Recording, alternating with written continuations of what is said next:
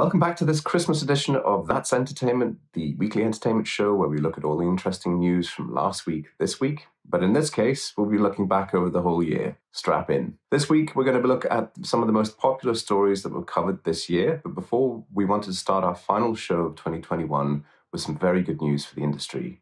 The stunning cinematic launch of Spider-Man's No Way Home. As you've probably seen, the latest superhero outing from Marvel and Sony finished its opening weekend with a stunning $253 million North American debut. As reported by Variety, after only 3 days in cinemas, it had already been the highest-grossing film of the year and last year. No Way Home is the first pandemic-era film to surpass the $100 million mark in its first week of release. Thursday's preview and Friday's opening day delivered a mind-boggling $121.5 million. That's the highest December opening ever, and the second highest opening day in the history of the domestic box office. And due to high anticipation and spoiler-phobic culture amongst fans, many viewers made the effort to see a new release as quickly as possible. However, when opening weekends get this big, the numbers can begin to snowball instead of trending downwards. The film currently holds a 94% from critics on Rotten Tomatoes, with audiences offering a near bulletproof 99% approval rating, indicating good word of mouth. So this is the first major release, which has had a major success. And I think what we're seeing right now is the effect of the Pareto distribution within film releases, that certain big titles are going to completely win the market over, which is therefore establishing the importance of making sure that you have a good cinematic release. But in this case, also, what we have to bear in mind is certain films that aren't quite making the cut that would have done maybe all right prior to the pandemic are probably going to be suffering even more after the lockdowns end in this hopefully final version. Spider-Man's huge appeal to cinema goers isn't just limited to the US and Canada. The film's record-breaking opening week culminated in a box office tally of nearly $587 million. With over half of that total coming from 60 international markets outside of North America. According to Deadline, the leading international territory is the UK, where it scored the best Wednesday launch ever at $10 million. And that debut topped the first day of No Time to Die and Sony's biggest opening day of all time, and anecdotally better than either of the previous Bond movies, Skyfall and Spectre. Unfortunately, we're going to have to wait almost a month before we can get the chance to see the film here in Denmark, as cinemas have shut down again. Yes, we have that whole COVID theatre of standing up and needing to wear masks and sitting down and being safe from COVID.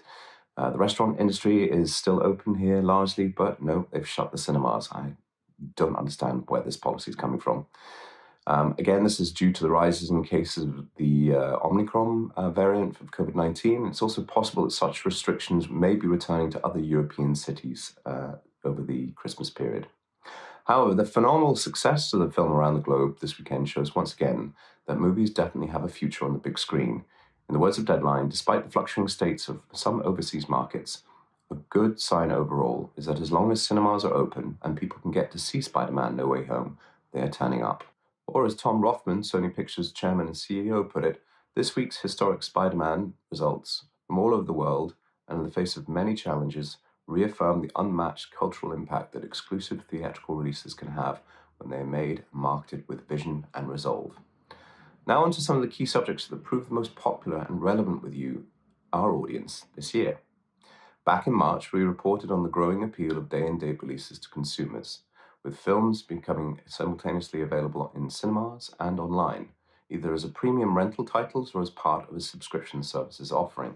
The following week, we reported on Disney's uncertain plans for Marvel's Black Widow and made the correct prediction that the film would ultimately debut day and date, arriving in cinemas and on Disney Plus at the same time. At the end of that month, once Disney confirmed their plans for Black Widow, we attempted to explain why the decision was made to offer the film to their streaming subscribers from day one. We highlighted the appeal of Marvel content to those home viewers, but questioned if a blockbuster could truly succeed without an exclusive theatrical launch, something that the industry seemingly came to agree with as the year went on, culminating in this weekend's astonishing launch of Spider-Man at the box office. Late March was also when we flagged the growing importance of ad-funded streaming services to TV viewers, particularly with the growing number of cable cutters choosing to move away from the traditional TV model. In April, we asked the question, series binge watch versus weekly episodes, which works best? As we saw more and more streamers favoring the long-term benefits of a return to the appointment to view concept, with audiences growing week by week as new episodes are dropped. That month, we also picked up on the importance of non-English language productions to those streaming platforms, and highlighted in particular Netflix ambitions for promoting local language content globally, something that went on to generate the pop culture phenomenon of Squid Game later in the year. In June, we continued to champion exhibition as we highlighted the exclusive theatrical release of A Quiet Place 2 and its success in cinemas, particularly at those state-of-the-art premium venues that represent the future of moviegoing. These cinemas would include special screens like IMAX as well. And soon after that, we suggested once again that the industry isn't facing a simple either-or decision when it comes to releasing on cinema or VOD.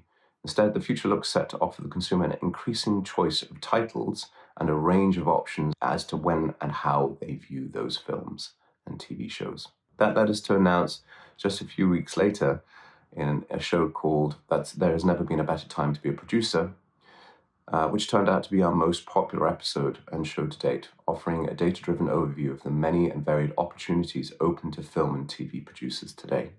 And in July, we returned to the topic of cinema, where we asked, in cinema or online, what's the best way to release a movie today, and summarized the pros and cons of those various big screen and small screen routes to market.